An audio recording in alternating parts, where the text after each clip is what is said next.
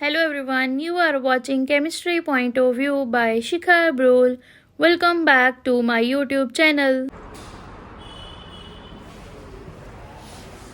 Hello everyone, welcome back to my YouTube channel. आज के इस टॉपिक को हम कंटिन्यू करेंगे हमारे लास्ट लेक्चर के साथ, जहाँ पे मैंने आप लोगों को केमिकल रिएक्शंस या फिर केमिकल प्रॉपर्टीज़ के बारे में बताया था। इसमें हम लोगों ने कवर किया था कि 3 तरह से हम लोग केमिकल प्रॉपर्टीज़ को कवर कर सकते हैं अल्कोहल फिनोल्स में, जिसमें फर्स्ट था cleavage of OH bond, second part हमने किया था क्लीवेज ऑफ CO बॉन्ड और थर्ड था रिएक्शंस ऑफ फिनोल्स। तो इसमें पहले हम लोगों ने ये वाला क्वेश्चन शुरू किया था क्लीवेज ऑफ OH बॉन्ड। इसमें मैंने आपके साथ डिस्कस किया था रिएक्शंस विद मेटल्स। इसी को आगे कंटिन्यू करते हुए हम लोग अब बात करेंगे एसिडिटी ऑफ अल्कोहल्स। तो इसमें हम बात करेंगे अल्कोहल्स की। अल्कोहल्स बेसिकली 3 टाइप्स की हैं, प्राइमरी अल्कोहल, सेकेंडरी अल्कोहल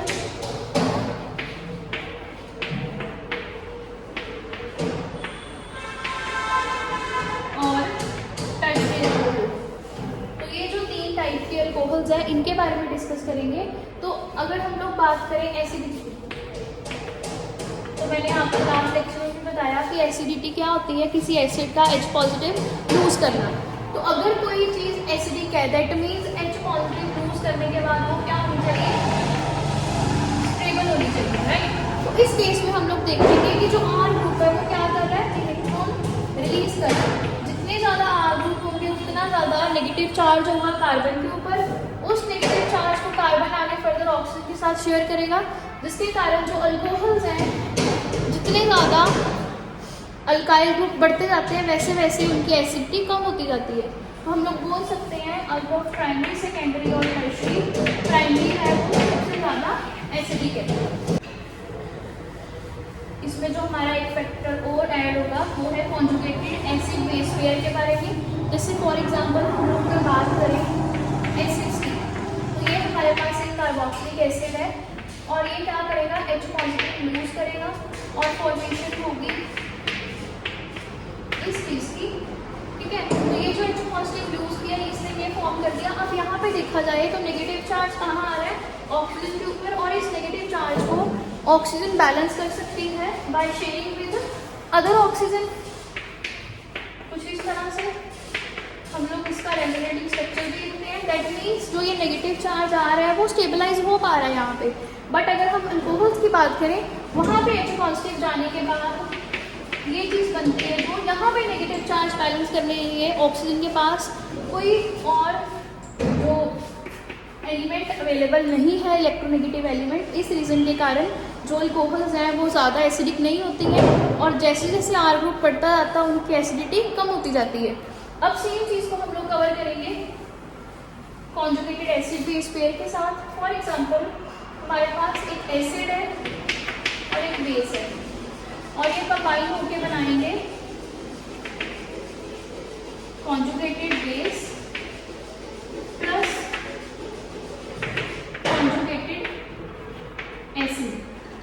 जो एसिड होगा वो बनाता है कॉन्जुगेट बेस और जो बेस होता है वो बनाता है conjugated acid. For example HCl plus NaOH। मैं जस्ट एक एग्जांपल की हेल्प से समझाने की कोशिश कर रही हूँ। तो HCl जो है वो H पॉजिटिव लूज करके NaCl बना लेगा और जो NaOH है वो H पॉजिटिव एक्सेप्ट करके वाटर बना लेगा। तो ये है एसिड और ये है बेस। तो एसिड से बना कॉन्जुगेट बेस और बेस से बना कॉन्जुगेट एसिड। तो अगर एक एसिड का कॉन्जुगेट बेस स्टेबल होगा तो उस टाइम पे जो एसिड है वो स्ट्रॉन्गर एसिड होगा, और अगर एसिड का कॉन्जुगेट बेस वीक है तो वो एसिड स्ट्रॉन्गर नहीं होगा, राइट।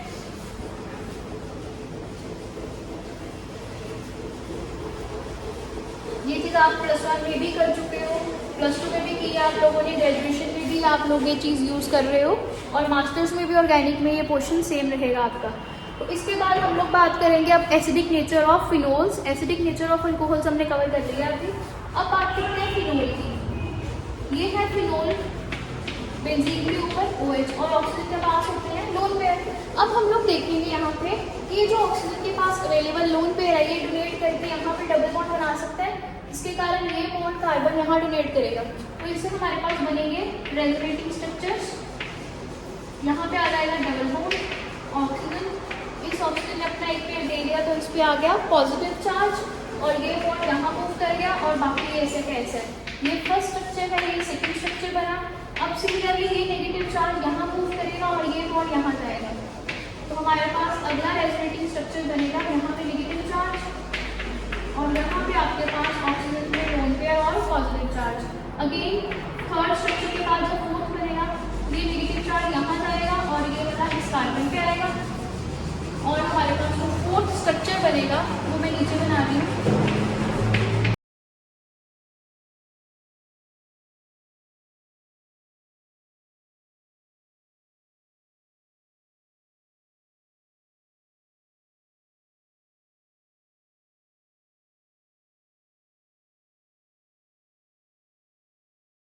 और हमारे पास जो स्ट्रक्चर बन गया वो ये है, और आपके पास अपने लोन पेयर वापस आ गए। तो जो फर्स्ट स्ट्रक्चर है और जो फिफ्थ स्ट्रक्चर है, ये दोनों स्ट्रक्चर आपस में आइडेंटिकल है। अगर आप लोग इस स्ट्रक्चर रेजोनेटिंग स्ट्रक्चर को ध्यान से देखो तो फिनोल्स में हमारे पास रेजोनेंस हो रही है, जब नेगेटिव चार्ज रिंग पे आ रहा है तो वो सारे एटम्स डीलोकलाइज कर रहे हैं, राइट। अब हम बात कर रहे हैं acidic nature of phenols, that means phenol H positive release कर सकता है कि नहीं कर सकता। ये आपने रेजोनेटिंग स्ट्रक्चर्स किए हैं फिनोल के। फर्स्ट स्ट्रक्चर में लोन पेयर यूज हुए और नेगेटिव चार्ज मूव किया, सेकंड स्ट्रक्चर में नेगेटिव चार्ज ने बॉन्ड बना दिया, और कार्बन के 5 बॉन्ड होने के कारण कार्बन ने इस बॉन्ड को यहाँ शिफ्ट किया, नेगेटिव चार्ज आ गया। अगेन ये नेगेटिव चार्ज यहाँ चला गया और ये बॉन्ड यहाँ मूव किया। थर्ड के बाद फोर्थ स्ट्रक्चर में यहाँ नेगेटिव चार्ज आ गया और यहाँ पे ये बॉन्ड वापस चला गया। ऑक्सीजन पे पॉजिटिव चार्ज क्यों आया था? क्योंकि उसके पास 2 पेयर थे, 2 बॉन्ड वो बना सकता था। उसने तीसरा बॉन्ड एक और बना लिया, जिसके कारण उसके ऊपर पॉजिटिव चार्ज आ गया, और जब वापस उसको अपना एक पेयर मिल गया यहाँ से, तो फिर उसके ऊपर फिर से 2 पेयर आ गए अपने, और पॉजिटिव चार्ज जो है वो खत्म हो गया। ये है रेजोनेटिंग स्ट्रक्चर्स ऑफ फिनोल।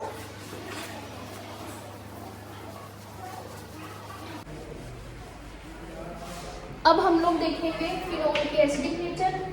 तो उसके लिए हम क्या देखेंगे कि जो फिनोल है उसके पास OH है।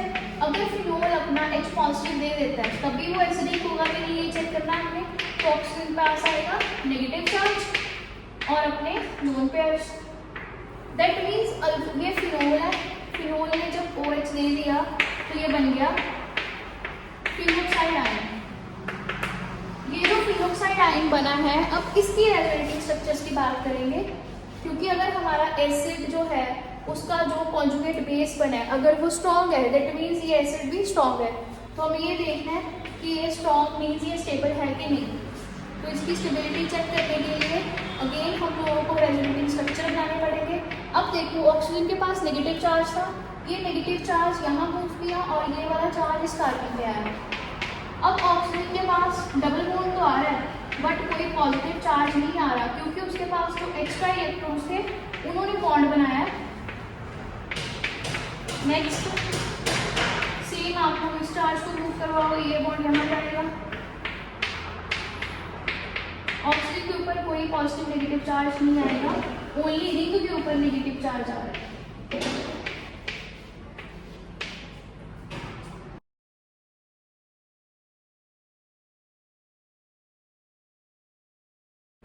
और फर्दर ये चार्ज यहाँ गया और ये वापस ऑक्सीजन के ऊपर आ गया नेगेटिव चार्ज, और 2 lone pair as such present.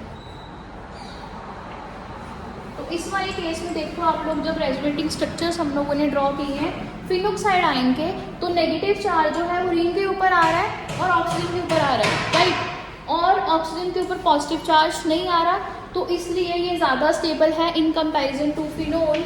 क्योंकि फिनोल के केस में आप लोग अभी आपने जो स्ट्रक्चर्स ड्रॉ किए चेक कर लो, ऑक्सीजन के ऊपर पॉजिटिव चार्ज आ रहा है, बट ऑक्सीजन एक इलेक्ट्रोनेगेटिव एटम है, इसलिए उसके ऊपर पॉजिटिव चार्ज स्टेबल नहीं होगा, उसके ऊपर नेगेटिव चार्ज जो है वो ज़्यादा स्टेबल होगा। तो इस रीज़न के कारण जो फिनोल्स हैं वो ज़्यादा एसिडिक हैं than alcohols, because of presence of ring, delocalisation of electrons और नेगेटिव चार्ज। तो ये था हमारा acidic nature of alcohol and phenol का सेक्शन। इसमें अगर आपको कोई भी डाउट आ रहा है तो आप लोग कमेंट सेक्शन में क्वेश्चन लिख सकते हो। जो भी आपका डाउट होगा मैं नेक्स्ट लेक्चर में कवर करूँगी।